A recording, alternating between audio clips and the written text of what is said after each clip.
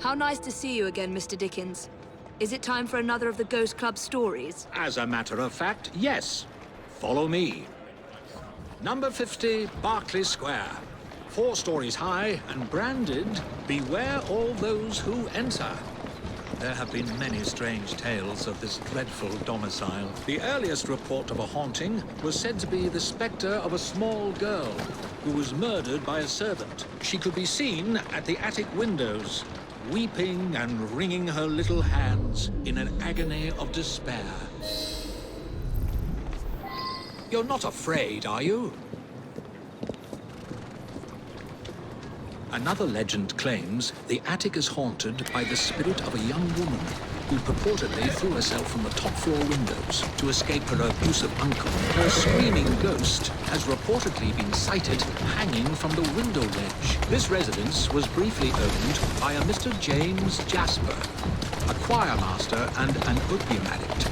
His nephew Edward was betrothed to one of Mr. Jasper's pupils, the fair and delicate Rose. However, Edward disappeared under mysterious circumstances, followed by Jasper himself. Perhaps grief sent him back to the soothing arms of his narcotic mistress.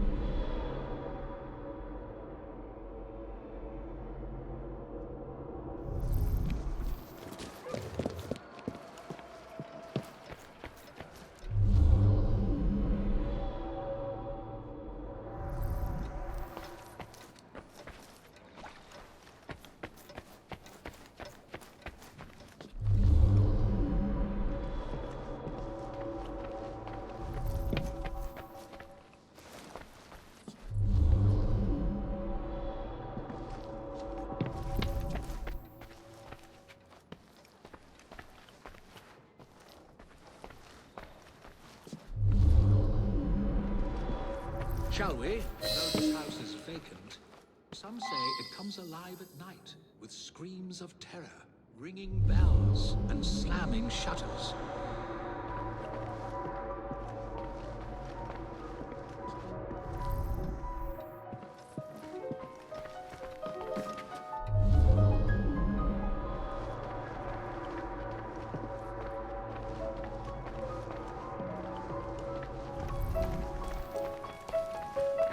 Although eerie, this phenomenon is easily produced by pneumatic tubes and valves. There are claims that a young man was caged in the attic, his only connection to the rest of the world a tiny hole in the door. A young man who was reduced to madness by this extreme isolation. The legends all seem to focus on one room in particular.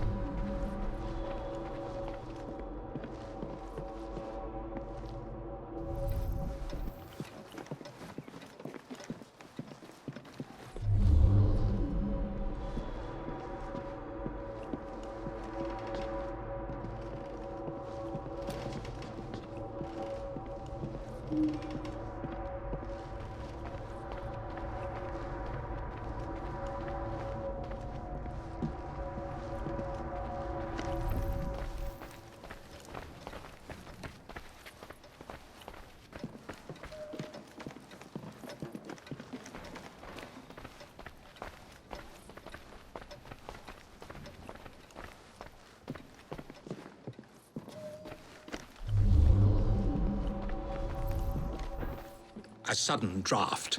Nothing more.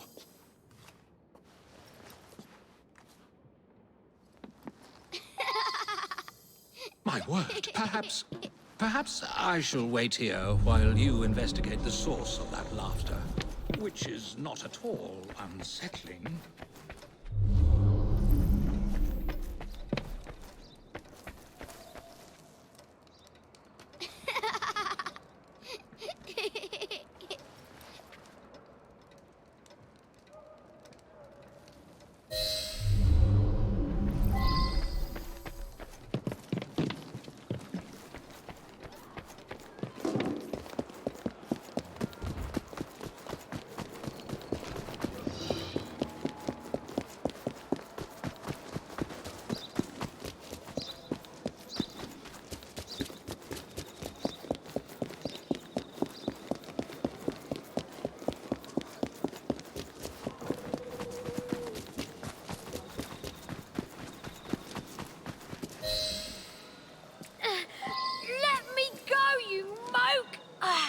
Charming. Now tell me, why were you at that house? What's it to you? Out with it. All right. We were there for the treasure. We found a key to the secret passage. What secret passage? Yeah, number 50's got a secret passage. Here, take it. Just leave me be.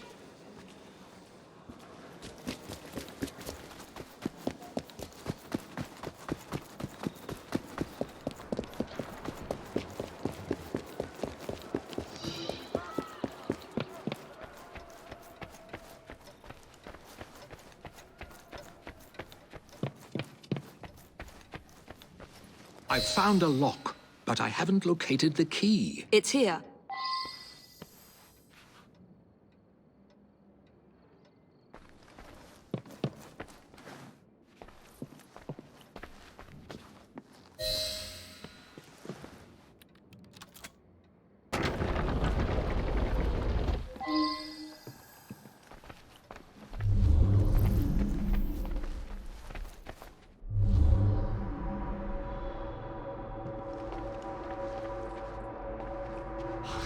So this is how it works. Impressive.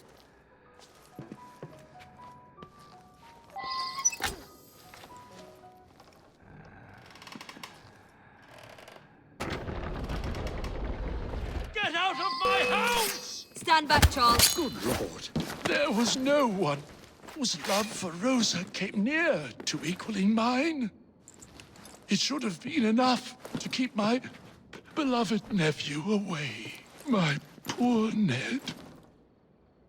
Forgive.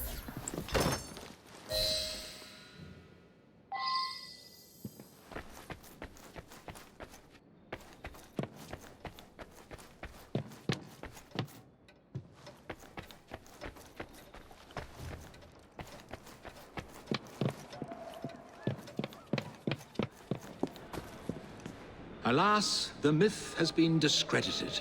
There was no ghost in Berkeley Square, just a wretched soul, driven to murder and madness by guilt and intoxication. I think this is the makings of a rather fine novel. I wonder if I've got one left in me.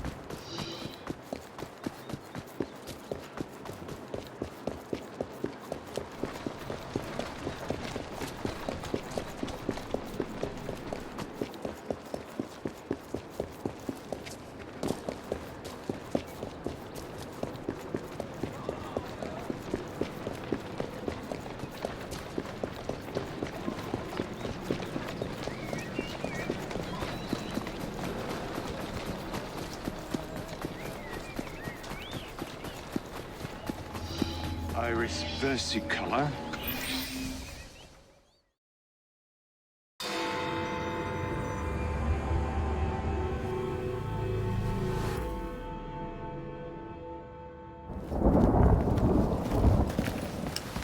I didn't know you had a twin sister, Mr. Fry. Evie Fry, sir. It's a pleasure. Usually I would reciprocate the sentiment, Miss Fry, but today, I'm afraid nothing will bring me pleasure. What's troubling you, sir? I am used to people challenging my ideas. In fact, I live for it, the cut and thrust of spirited debate. Lately, however, attacks against my reputation have taken a darker turn. Threats of violence against my person and against my colleagues. I do not wish anyone to be hurt because of my research. You helped me with Starrick syrup. I am in your debt. We help each other, sir. My brother and I will make sure that you can continue your work in peace. What do you know of bones? Only a few of their names learned from books. Perhaps it would be simpler if I just explained the situation.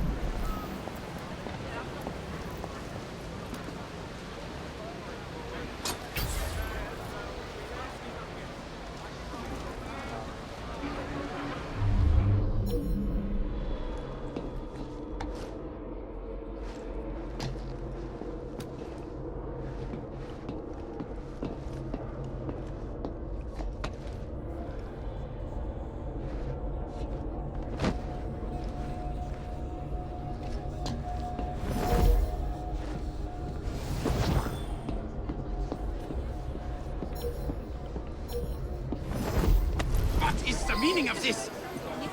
Mr. Darwin has sent me to ensure you reach him safely, with your cargo intact. Just act naturally. Right. So, how is your father? By which I mean my dear brother Frank, with whom I grew up, of course. Oh, splendid! Wonderful to hear. I'll do my best not to call attention to how remiss he was in forgetting to warn me about the delicate situation which brings me here today. Wouldn't hurt to know what the bugger looks like. Wouldn't hurt to know what the bugger looks like. Stand back, Doctor!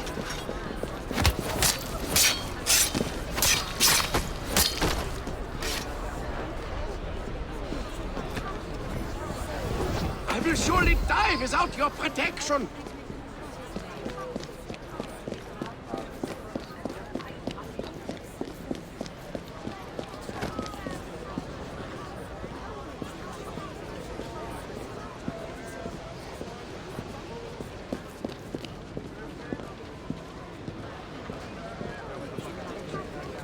Like finding a needle in a haystack, this is.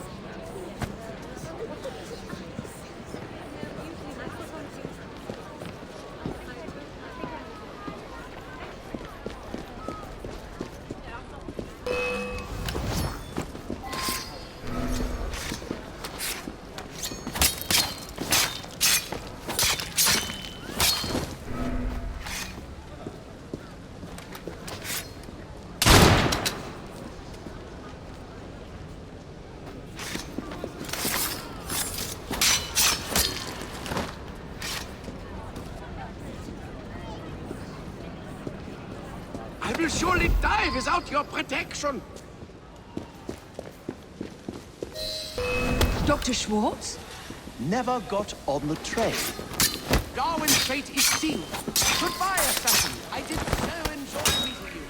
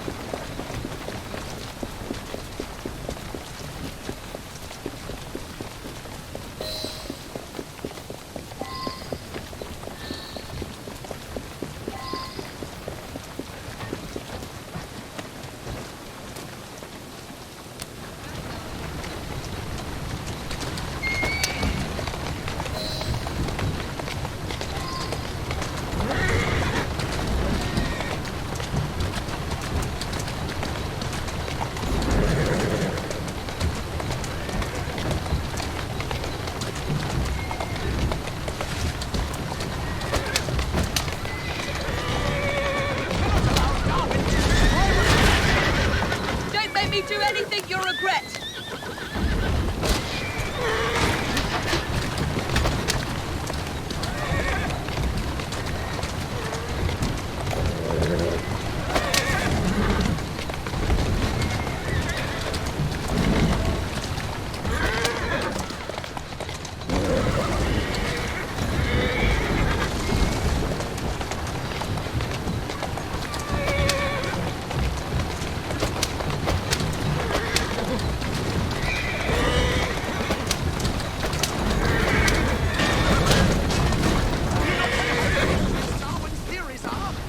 You can't escape. You must realize that.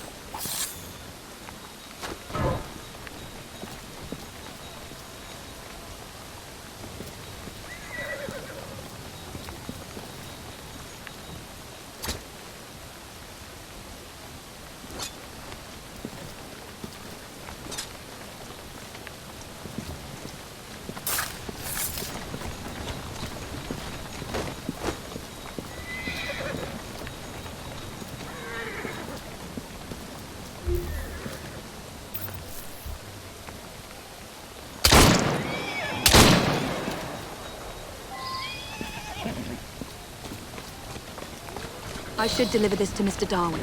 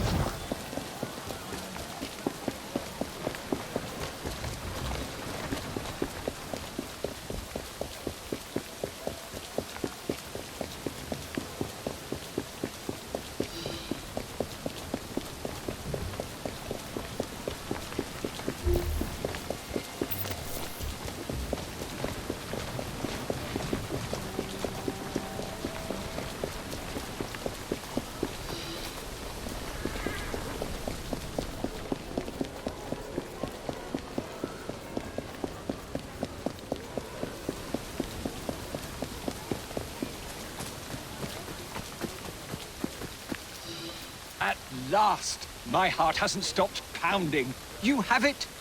Wonderful! I'm afraid he was intercepted, sir, in Germany. However, I have recovered the fossil. Dear Lord. I should tell you, I was recently approached by men who sought to purchase all my research on the condition I work only for them. Obviously, I refused. Scientific knowledge cannot be bought. It belongs to everyone. Let these villains do their worst.